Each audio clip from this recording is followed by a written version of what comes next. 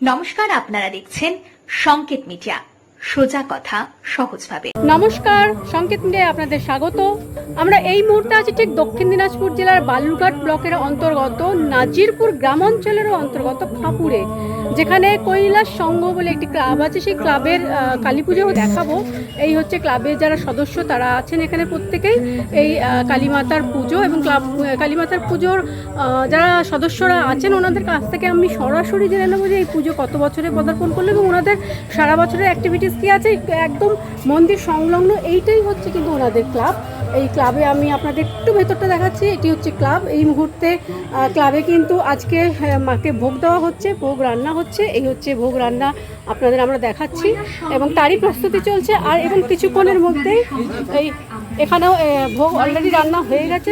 তার খিচুড়ি ভোগ হয়েছে এবং কড়াইয়ে সম্ভবত সবজি কিছু একটা রান্না হচ্ছে বা খিচুড়ি ভোগ হচ্ছে। এবং ওনারা কিন্তু ওনাদের ক্লাবের তরফ থেকে ওনাদের সামাজিক কিছু অ্যাক্টিভিটিসও আছে। ওনারা শীত বস্ত্র প্রদান করবেন এমনটাই কিন্তু জানিয়েছেন। আমরা সরাসরি কথা বলবো।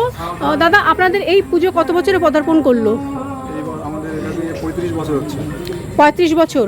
আপনাদের কি শুধু কালী পুজোটাই উদ্দেশ্য না সারা বছর কোনো অ্যাক্টিভিটিসও থাকে? সারা বছর আমাদের আরও অ্যাক্টিভিটিস থাকে, বস্ত্র বিতরণ, খেলাধুলা, তারপরে সামাজিক কোনো কাজকর্ম এগুলো করে থাকি আমরা। আপনাদের এই ক্লাবের কি দুর্গাপুজো হয় না শুধু কালী পুজোই হয়? শুধু কালী পুজোই হয়। আপনাদের ক্লাবের সদস্য আপনারা মোট কতজন আছেন? 20 জন। এবং এই ক্লাবের আপনারা এই যে আজকে যে বস্ত্র বিতরণ করবেন জানিয়েছেন, কতজনকে বস্ত্র বিতরণ করবেন আপনারা? কি 25-30 বস্ত্র হিসেবে আপনারা কি দেবেন? শীত বস্ত্র মানে কম্বল নাকি গায়ের চাদর? কম্বল দেওয়া হবে। এবং তার অ্যারেঞ্জমেন্ট কি হয়ে গেছে? কোথায় হচ্ছে আপনাদের সেই বস্ত্র?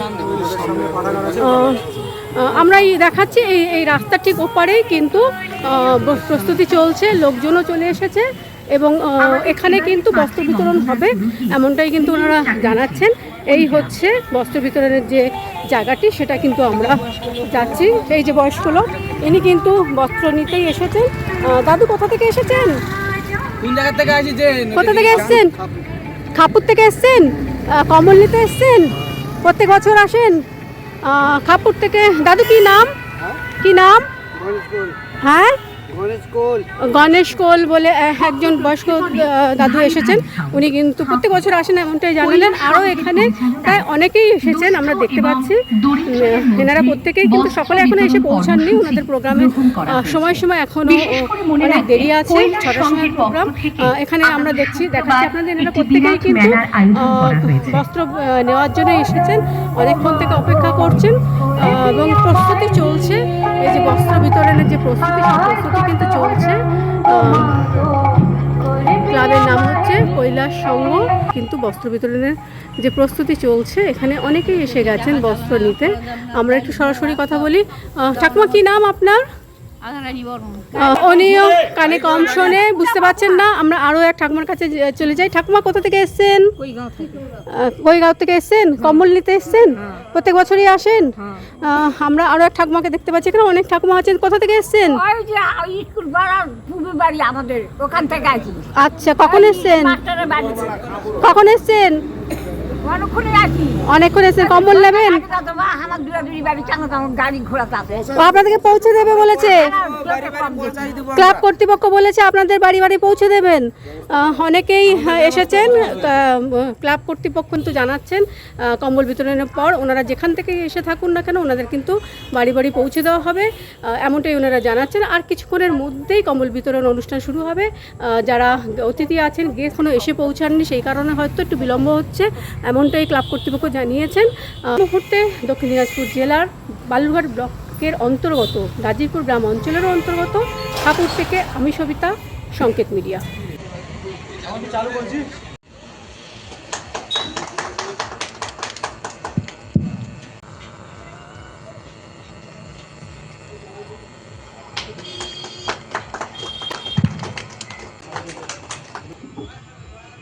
নমস্কার, এখানে উপস্থিত সকলকে আমার প্রণাম, আন্তরিক প্রীতি ও শুভেচ্ছা।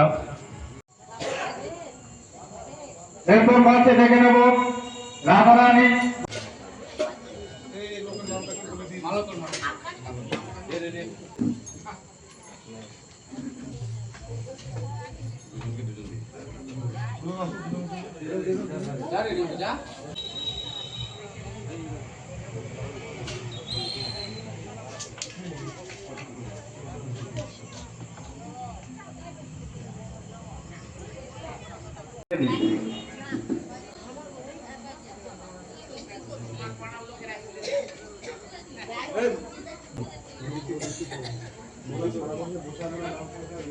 মুন্সিগোল খাপুর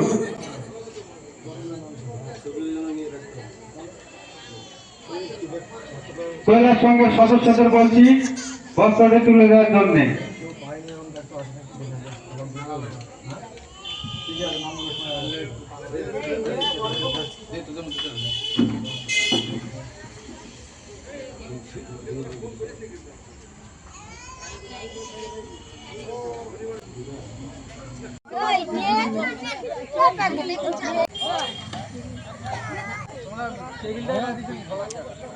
Subscribe our channel.